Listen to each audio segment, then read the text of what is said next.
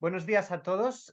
Hoy tenemos con nosotros a un invitado de lujo, el profesor Edwin Williamson, catedrático emérito de la Universidad de Oxford, que es autor de la biografía Borges Alive, publicada, Borges Una vida, publicada en 2004 en inglés, también disponible en español. Mi intención hoy no es tanto que nos ocupemos de la literatura de Borges, conocida por todos, uno de los grandes de la literatura universal en el siglo XX, sino sobre todo nos vamos a ocupar de su pensamiento político, ¿no? Decía Mario Vargas Llosa en 1999 que sobre este tema todavía existe mucha confusión y más estereotipos y caricaturas que conocimientos, decía en un artículo de Letras Libres, y décadas después, muchos siguen creyendo que, pese a su genio literario, Borges era políticamente un reaccionario. Pero la biografía del profesor Williamson ofrece un retrato mucho más matizado y en el que se puede apreciar también una evolución. Entonces, por eso me interesaba tanto hablar hoy con usted. Muchas gracias por estar con nosotros en el Club Tocqueville, profesor. Muchas gracias por la invitación. Mi primera pregunta se refiere a la familia Borges. Es una familia que es sabido que contaba con héroes de guerra y militares, y había un cierto culto familiar a esos ancestros un tanto mitificados, un culto sobre todo cultivado por la madre de Borges. ¿Cómo influyó este background familiar en el pensamiento político de Borges?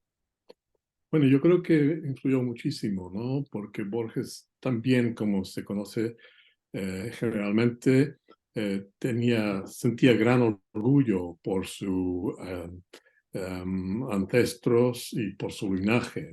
Claro, sobre todo este famoso coronel Isidoro Suárez, que fue condecorado por Simón Bolívar por haber eh, em, actuado de manera tan heroica en la batalla de Junín, que fue la penúltima batalla de los patriotas hispanoamericanos en contra del poder de España. Entonces esto le había conferido a la familia el estatus de patricios, ¿no? En realidad, cuando nace Borges, los Borges eran una familia más o menos de clase media, pero el estatus era de patricios, gente que habían hecho patria, habían ayudado a construir la república de la cual los argentinos, sobre todo en esa época, eran muy orgullosos porque ya la República Argentina era un país muy, muy rico, el país más rico del mundo hispano. Y entonces, por ejemplo, para 1912-13 se celebraba el centenario de la independencia argentina y esto fue una gran celebración con muchos invitados, reyes, presidentes del mundo que vinieron a Argentina a ayudar a celebrar esta gran victoria de una nación postcolonial. Entonces sí, influyó mucho. Pero a mí lo que me llamó la atención fue un comentario que hizo Borges en el año 1973. Creo que fue en una entrevista con Fernando Sorrentino. Y entonces eh, da una explicación de la independencia argentina muy curiosa. Dice que era una especie de acto de fe que los criollos habían hecho porque querían uh, dejar de ser españoles. Y dice, además, muchos de nosotros correríamos el albur de recaer en españoles, lo cual significaría una manera de desmentir toda la historia argentina. Entonces sentía una especie de obligación de crear una identidad nacional nueva que fuera distinta a la española. Y la idea de que la identidad de la Argentina era algo todavía bastante frágil, que había que construirla todavía, seguir construyéndola. Y eso me llamó la atención, porque en realidad este sentido de la fragilidad de la identidad argentina fue un sentimiento bastante generalizado al principio del siglo XX, ¿no? Justamente cuando se celebraba el centenario de la nación, eh, era un, parecía que la Argentina iba a ser víctima de su propio éxito como nación postcolonial, porque esta gran prosperidad de la que gozaba había atraído a millones de inmigrantes a la Argentina, tanto que los criollos, los nativos de descendencia española, eh, sentían una especie de amenaza de que su identidad iba a ser como borrada o perdida dentro de esta masa de inmigrantes de los cuatro puntos del mundo, ¿no? Y durante la celebración del centenario, el gran poeta argentino de aquella época, Leopoldo Lugones, dio una serie de conferencias a las cuales asistió el presidente de la República, miembros del gobierno, en la que hablaba sobre qué era ser argentino. Y entonces quería definir la identidad nacional asociándola con la figura del gaucho y arguyendo que el famoso poema del 1872 y 79, El gaucho Martín Fierro por José Hernández, era como la épica nacional, porque ahí es donde Hernández había expresado el alma de la raza criolla, el secreto de su destino y por ello el secreto de la identidad nacional argentina. Entonces, esto caló muy profundamente en la imaginación de los criollos y el gaucho fue como el símbolo nacional. El gaucho que fue el símbolo nacional según Lugones porque los gauchos habían constituido los ejércitos que habían expulsado a los españoles de la República y habían por ello contribuido a la creación de la nación argentina. Esto fue algo que atrayó la atención de Borges cuando volvió de Europa, como un muchacho ya de 20, 21 años con aspiraciones literarias, y en ese entonces concebía la historia de la Argentina de una perspectiva bastante pesimista a los Lugones, o sea, la idea de que los criollos estaban condenados a desaparecer gracias al progreso que había traído tanta inmigración, que había traído cosas que había introducido, por ejemplo, el ferrocarril en La Pampa, que habían introducido los alambrados a La Pampa, que había creado una especie de mentalidad muy mercantil y que el alma de los criollos estaba en peligro, digamos, y su ensayo de 1923, creo que, o 21, 22 o 23, no recuerdo exactamente, era Queja de todo criollo. Y entonces ahí estaba la idea de que el criollo, la tragedia criolla era que los constructores de la República estaban condenados a desaparecer. Un pesimismo bastante curioso y muy afín a lo que había dicho Lugones en 1913.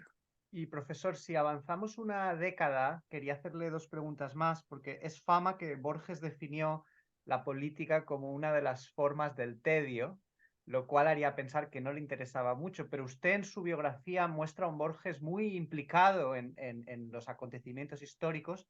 Y, por ejemplo, hay un tema poco conocido que es la crítica de Borges al nazismo y al antisemitismo en los años 30 y 40, que le generó cierta animadversión en algunos círculos en Argentina. ¿Puede darnos más información al respecto? Bueno, hay dos fases que hay que tener en cuenta. Primero, el Borges de los años 20 y después el Borges de los años 30, 40 y 50. No se pueden llegar a comprender los valores políticos de Borges sin comprender el contexto de la situación argentina y la vida de Borges en los años 20. Porque lo que ocurre hacia mediados de los años 20 es una, da una vuelta muy, muy, muy marcada su actitud hacia Buenos Aires y hacia Argentina, ¿no? Donde antes hablaba de la tragedia criolla y su pesimismo por el hecho de que los criollos iban a desaparecer, cambia radicalmente y se nota muy, muy, bueno, mucho el hecho de que su actitud hacia la Argentina y hacia Buenos Aires es mucho más positiva. Habla, en el 24 escribe un poema que se llama, fue famoso ya, La Fundación Mitológica de Buenos Aires. Y hay un espíritu de alegría, de optimismo, muy diferente de Queja de todo criollo, ese ensayo que había escrito el año o dos antes. Lo que cambia ahí es que encuentra una apertura hacia el futuro para la Argentina y concibe una idea de la nacionalidad argentina, la identidad nacional argentina, bastante optimista y progresista. Escribe en enero de 26 un ensayo que llama, en su entusiasmo juvenil, La Pampa y el suburbio son dioses. Elogia la Pampa, elogia a los criollos, al espíritu del gaucho Martín Fierro por haber creado la patria. Pero el suburbio se refiere a lo que también en otros contextos llama las orillas de Buenos Aires. Las orillas son la periferia de Buenos Aires, que eran los barrios pobres donde los inmigrantes se habían congregado, donde vivían ellos, pero también donde se había mezclado con los pobres criollos que venían de la Pampa a la gran ciudad en busca de empleo. Y ahí, desde esa mezcla, ya para los años 20, se veía que se estaba produciendo una especie de cultura plebeya, digamos, ¿no? Surgía, por ejemplo, los dialectos como el lunfardo y otros dialectos, el arrabadero. También empezó el tango, que fue una mezcla de la milonga criolla y de varias tradiciones que trajeron los inmigrantes de Europa y de otros países. Salía entonces algo muy idiosincrático y muy, digamos, muy porteño, digamos. Buenos Aires ya era una gran urbe, las poblaciones urbanas excedían la población del campo. Entonces, sería algo raro basar la identidad argentina simplemente en la pampa, en el campo, y descontar estos millones de personas que ya vivían en Buenos Aires y en las grandes ciudades. De hecho, Lugones para ese entonces, el 24, había tomado una posición claramente fascista. En un famoso discurso, La Hora de la Espada, ya empezó a instigar a las Fuerzas Armadas a montar un golpe de Estado para, de alguna manera, conservar lo que él llamaba el alma de la raza, basada en la idea del gaucho y de los criollos. Bueno, Borges ahora parece haber encontrado otra manera de concebir esa identidad, basada en la gran ciudad de Buenos Aires. Porque en Buenos Aires él veía que se estaba forjando la posibilidad de crear una nueva cultura, no ya basada en el campo, sino basada en la urbe, basada en la realidad urbana. Y en varios ensayos del 24 hasta el 27, abogaba por la mitologización de esta gran urbe para crear una especie de héroe simbólico equivalente al Martín Fierro de la Pampa, crear una cultura popular con varias figuras simbólicas que representarían esta nueva realidad político-cultural que había surgido a raíz de la prosperidad del país y a raíz de la gran inmigración que había resultado. Entonces, la Pampa y el suburbio son dioses, quería decir que el suburbio era tan importante para concebir la realidad, la identidad argentina como la Pampa.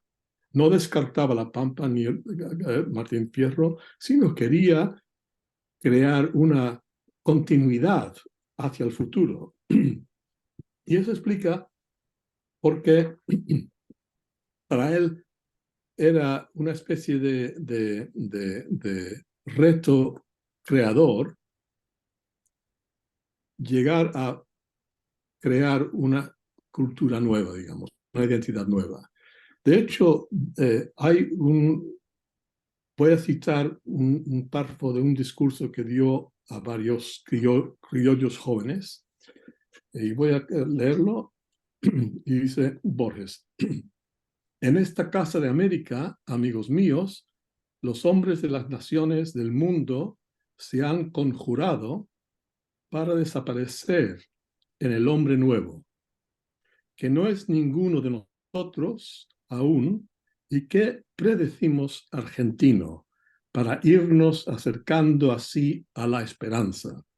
Es una conjuración de estilo no usado, pródiga aventura de estirpes, no para perdurar, sino para que los ignoren al fin, sangres que buscan noche. El criollo es de los conjurados. El criollo que formó la entera nación ha preferido ser uno de muchos ahora. Se expresa en esa manera, ese estilo muy intrincado de su juventud, ¿no? Y ahí me llamó la atención de que los conjurados iban a desaparecer en el hombre nuevo, iban a crear un hombre nuevo que iban a llamarse argentino, o sea, no ya criollo ni extranjero o inmigrante, sino argentino. Y era algo optimista para él, porque se iba así acercando a la esperanza. En el 26 escribió un famoso ensayo que dio título al libro que publicó en ese año, que tituló El tamaño de mi esperanza. Y ahí voy a citar también lo que dice, y como demuestra que había superado del todo su complejo de criollo final, de la tragedia criolla. Aquí voy a citar: ya Buenos Aires, más que una ciudad, es un país, y hay que encontrarle la poesía y la música y la pintura y la religión y la metafísica que con su grandeza se avienen. Ese es el tamaño de mi esperanza, que a todos nos invita a ser dioses y a trabajar en su encarnación. O sea que está invitando a sus colegas poetas, escritores, creadores, pintores, a crear colectivamente una nueva identidad cultural para Buenos Aires, que ya es un país, que no ha sido poetizado Y profesor, perdone si me permite que le interrumpa, nos ha explicado de manera muy matizada ese posicionamiento de Borges en los años 20, se desmarca del fascismo del poeta Lugones y de otros. Si entramos en el 30, porque hemos hablado hasta ahora del posicionamiento de Borges en cuanto a temas de identidad argentina, pero Borges también se posiciona en la política, en temas de política internacional, ¿no? Y le quería pedir si nos podría explicar cuál fue la postura de Borges durante la Segunda Guerra Mundial y sobre todo su posicionamiento respecto al antisemitismo, que era un tema que a él le importaba mucho. Bueno, si me permites, voy a, voy a explicar un poco más del Borges de los años 20, porque ahí va directamente lo que quieres hablar. Y es que por ahora he estado poniendo énfasis en el lado literario y cultural, pero su proyecto literario y cultural de esos años va compaginado con un activismo político que también fue para mí un descubrimiento sorprendente, ¿no? Este Borges tan escéptico y tan como indiferente a la política, que era la reputación que tenía cuando llegó a la fama internacional, eh, estaba totalmente desmentido por este Borges joven, donde su proyecto literario y cultural tenía un aspecto político. Y este surgió cuando iba a haber, durante las elecciones presidenciales de 1928, donde Borges funda un comité político que se llamaba voy a un comité de jóvenes intelectuales irigoyenistas.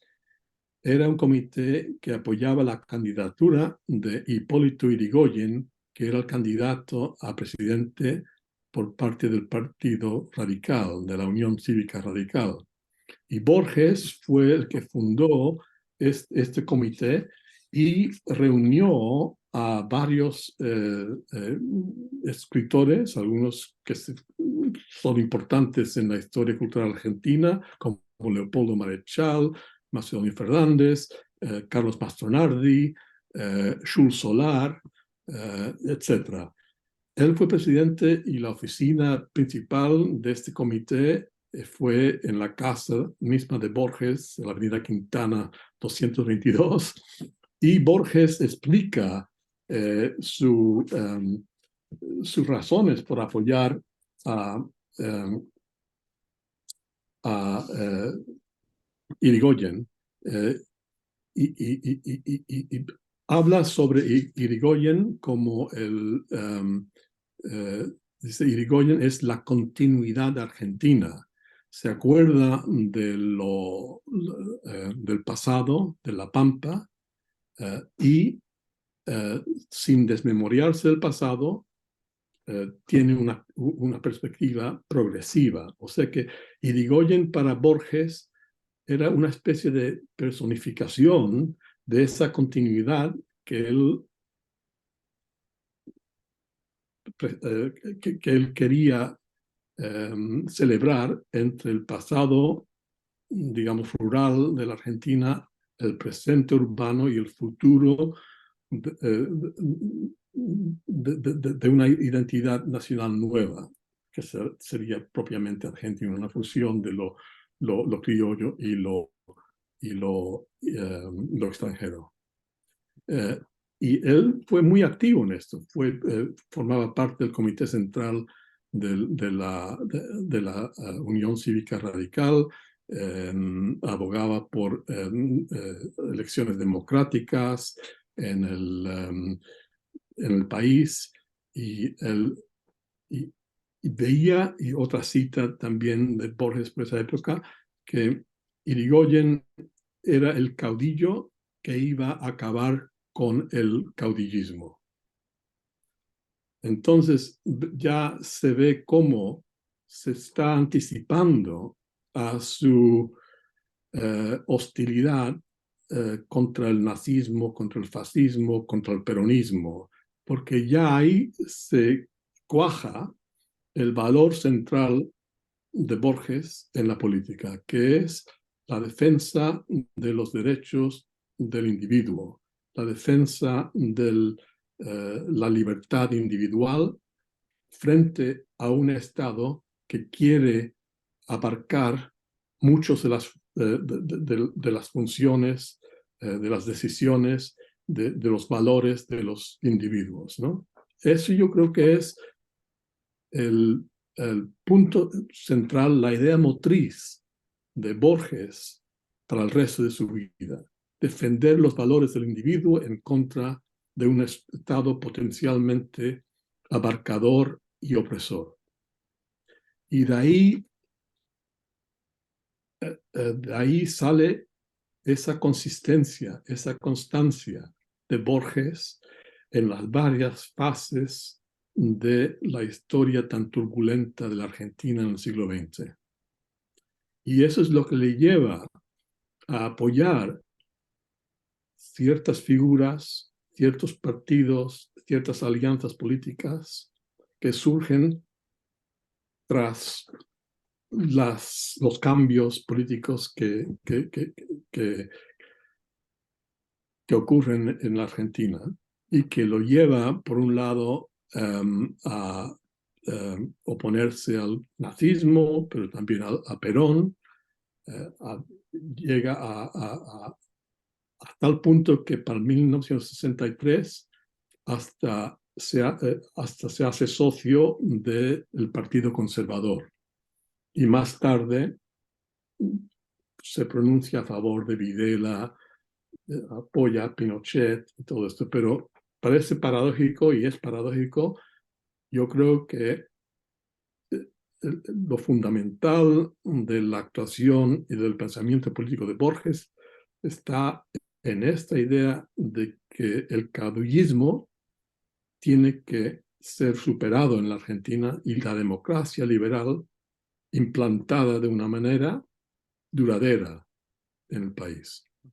Pero profesor, ¿no es paradójico que Borges se oponga, después de la Segunda Guerra Mundial, se opone a la figura que ha marcado la política argentina del siglo XX, que es Juan Domingo Perón, pero después, unas décadas más tarde, como usted ha dicho, sí que se manifiesta a favor de dictadores argentinos como Aramburu o Videla o del chileno Pinochet, y eso es lo que recuerda a todo el mundo hoy en Claro, día, ¿no? Nadie claro. recuerda, no se le recuerda tanto como antiperonista, sino sobre todo por ese posicionamiento tardío en favor de...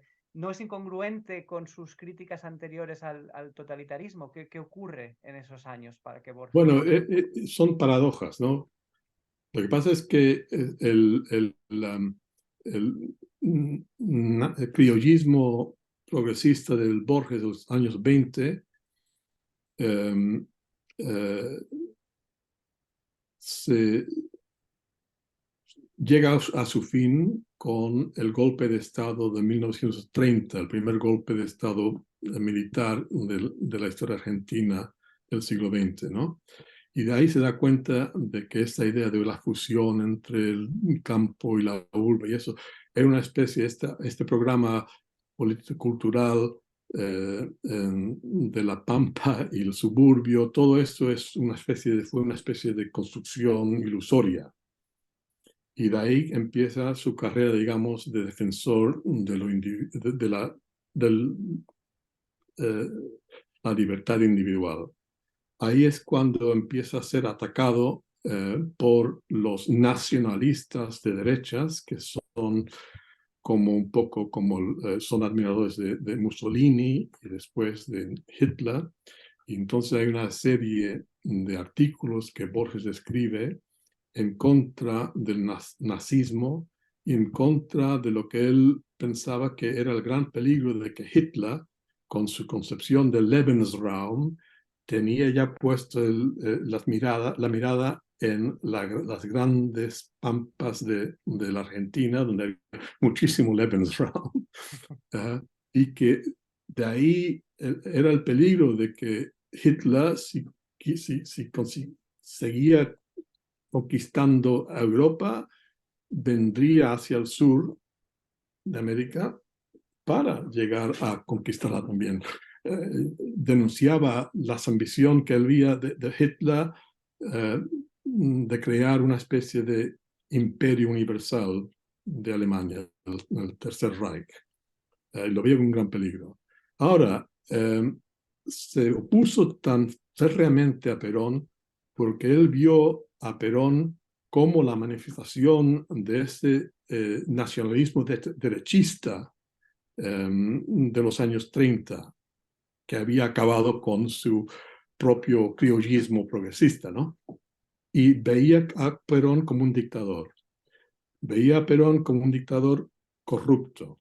Veía a Perón y a su esposa Eva Perón, la famosa Evita, como populistas, o populistas de genio, ¿no? Porque habían ofrecido muchas subvenciones y concesiones al pueblo sin tomar en cuenta los efectos económicos, ¿no? Entonces, de ahí empieza toda una serie de crisis económicas, ¿no? También Perón y su esposa empezaron a nacionalizar muchas industrias,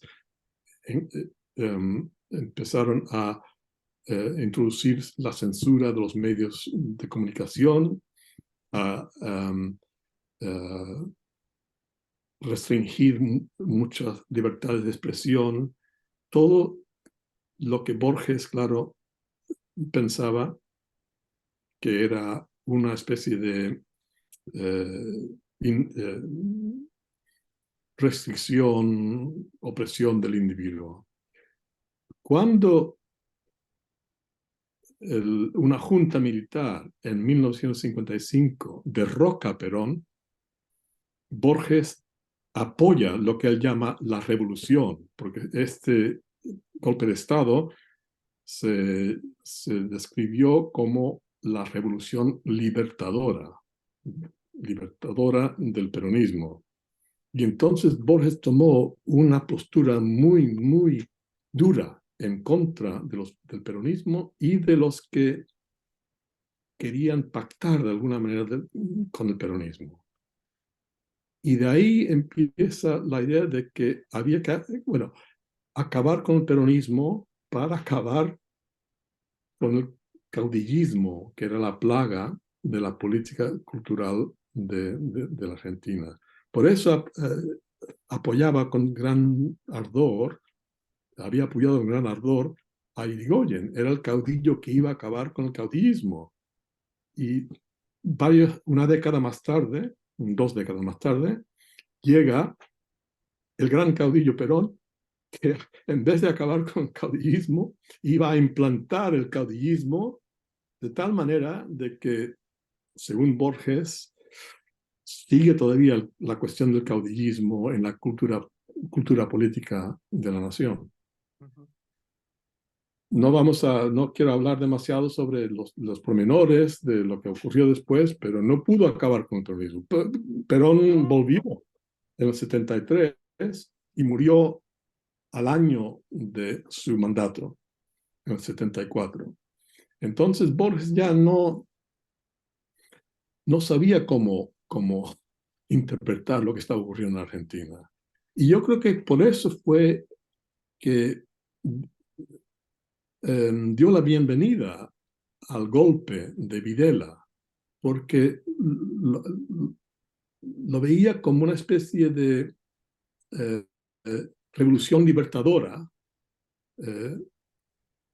tal como lo había visto en 1955, como una oportunidad de acabar con el caudillismo, con la dictadura, y poco a poco implantar un sistema democrático duradero.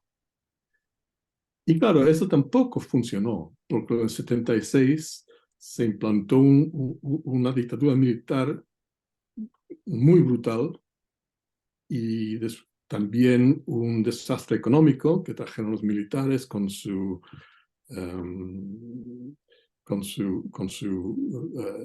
sus políticas neoliberales económicas. Y después el país estaba como extendido entre peronistas de derecha y peronistas de izquierdas. Por un lado, Alianza Anticomunista Argentina, que eran los peronistas de la extrema derecha, fascistas. Por otro lado, los montoneros, que eran los peronistas marxistas. Y era algo que Borges ya no sabía, estaba como desorientado políticamente, yo creo. También a esas alturas de su vida ya era ciego, quizás estaba un poco limitado en cuanto a leer la Sí, prensa o, en fin, este sí, tipo de... sí, Él mismo sí. lo decía, ¿no? Hay un tema que quería también mencionar en algún momento, porque siempre se dice que Borges no ganó el Nobel por sus opiniones políticas en la vejez, pero se desconocen los detalles y usted los explica en la biografía y me preguntaba si nos podría dar alguna información al respecto. Bueno, yo lo que explico es lo que explica Volodya Tettelboim en su biografía de Borges.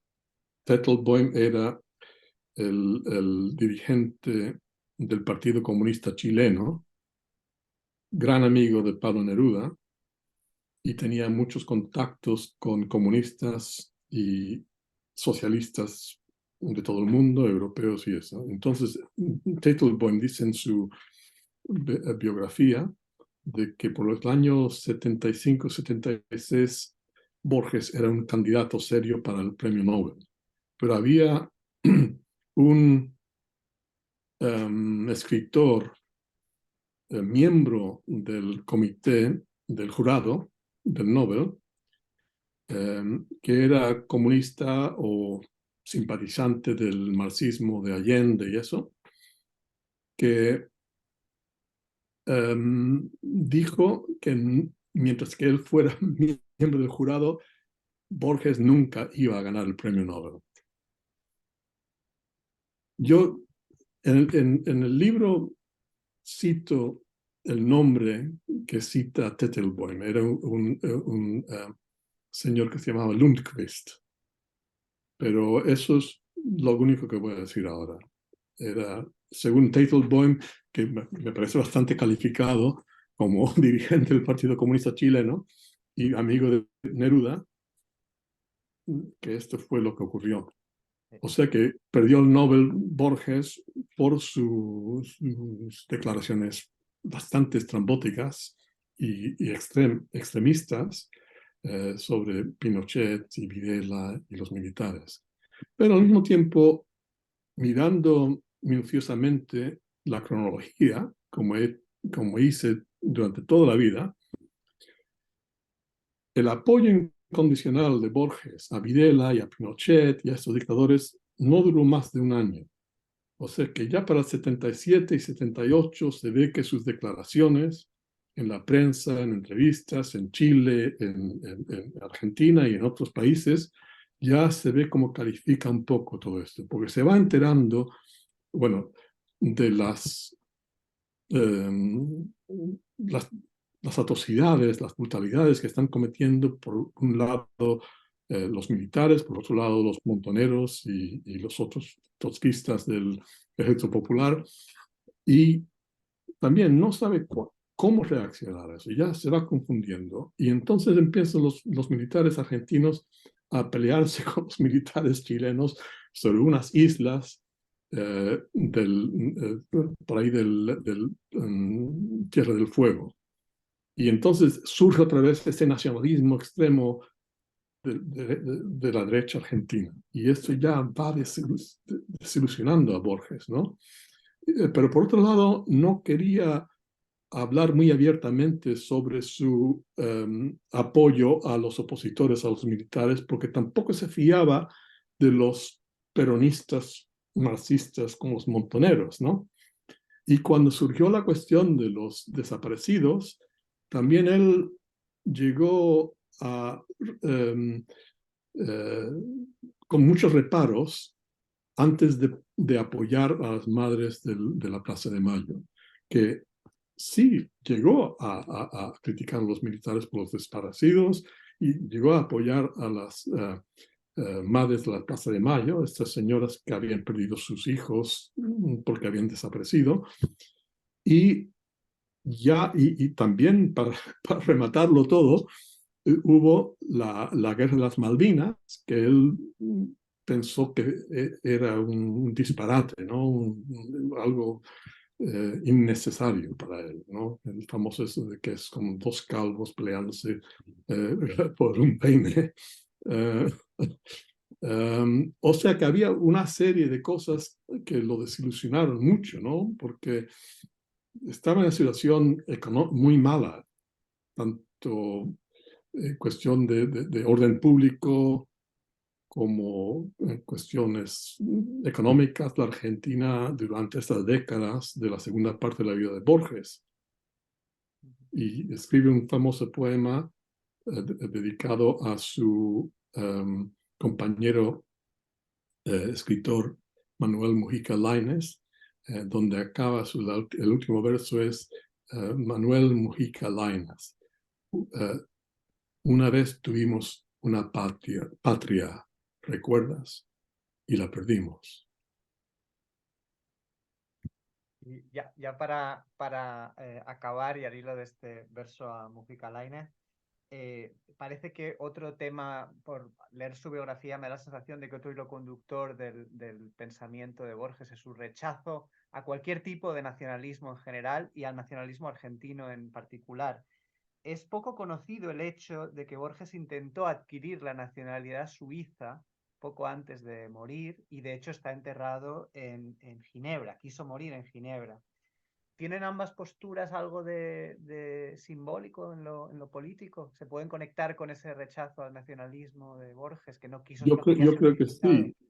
sí, yo creo que sí, ¿no? Porque me pareció muy raro que ya en el año 1984 y 85, Borges, en una entrevista con un periodista suizo en Buenos Aires, dijo que le gustaría tomar la nacionalidad suiza. Yo creo que lo que él quería es tomar una nacionalidad dual, Argentina y Suiza. Y hay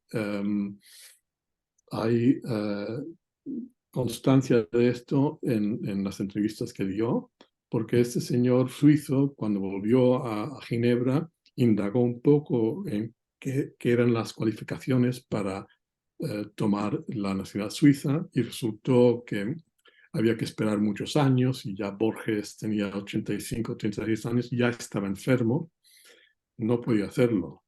Pero como yo interpreto eso, esta extraña aspiración de Borges en el año 84, 85, es que quería dejar una especie de señal a sus compatriotas argentinos de cómo él veía la posibilidad de superar estas grandes crisis políticas y económicas, ¿no? Donde había mucha violencia, muchos conflictos entre diferentes facciones y bandos en Argentina.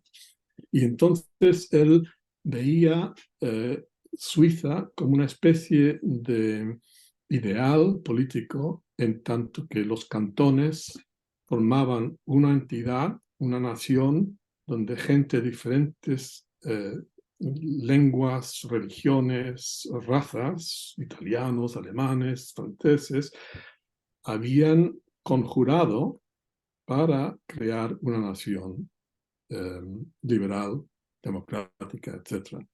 Y me pareció muy interesante esto porque el último libro de Borges lo llamó él Los Conjurados.